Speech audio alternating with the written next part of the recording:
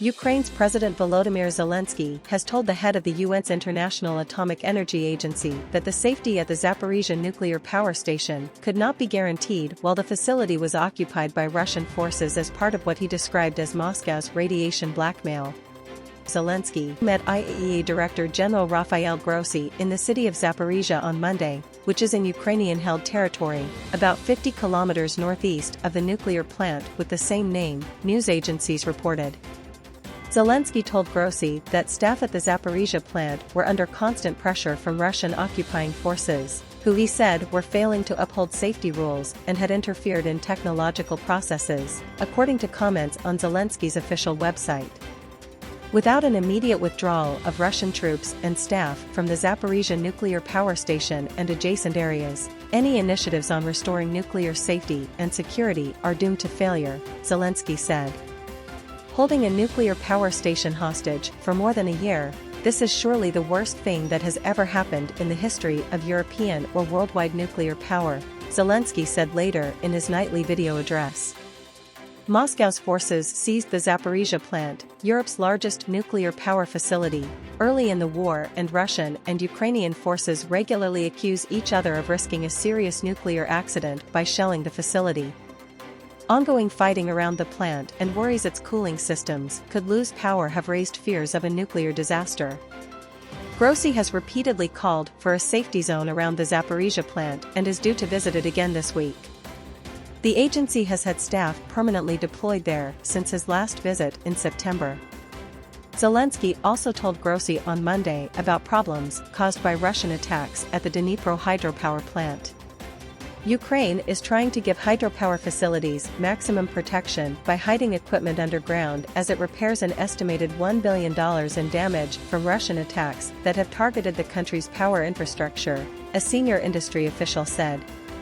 Russia has failed to get the United Nations Security Council to ask for an independent inquiry into explosions in September that ruptured the Nord Stream gas pipelines connecting Russia and Germany, spewing gas into the Baltic Sea. Only Russia, China, and Brazil voted in favor of the Russian-drafted text on Monday, while the remaining 12 council members abstained. A resolution needs at least 9 votes in favor and no vetoes by Russia, China, France, the United States, or the United Kingdom to pass. Russia proposed the draft resolution last month, just days before the first anniversary of its invasion of Ukraine. Without an objective and transparent international investigation, the truth will not be uncovered as to what happened, Russia's UN ambassador Vasily Nebenzia told the council before the vote. The pipeline blasts occurred in the exclusive economic zones of Sweden and Denmark. Last month, Sweden, Denmark, and Germany said that their own separate investigations were still ongoing and that Russia has been informed. In a joint letter to the Security Council, they said the damage was caused by powerful explosions due to sabotage. The US and NATO have also called the incident an act of sabotage. Most Security Council members who abstained on Monday said they did so because the national investigations should be allowed to conclude before considering whether any action at the UN was needed. Russia has complained that it has not been kept informed about the ongoing national investigations. Moscow has maintained, without providing evidence, that the West was behind the blasts. Russian forces shelled 6 communities in Sumy Oblast on March 27, firing more than 130 of various types of weapons, the Sumy Oblast Military Administration reported on Telegram. 18 attacks from various types of weapons were recorded in the area, with more than 130 incoming artillery and mortar shells, anti-tank missiles, and grenades counted as having been fired by Russian troops. In Sky, Russia attacked Ukraine with Iranian-made Shahed drones and guided bombs overnight on the evening of March 27, Ukraine's Air Force reported. In total, Russia launched 13 Shahed 136 and 131 kamikaze drones, 12 of which Ukraine's air defenses shot down, the Air Force said.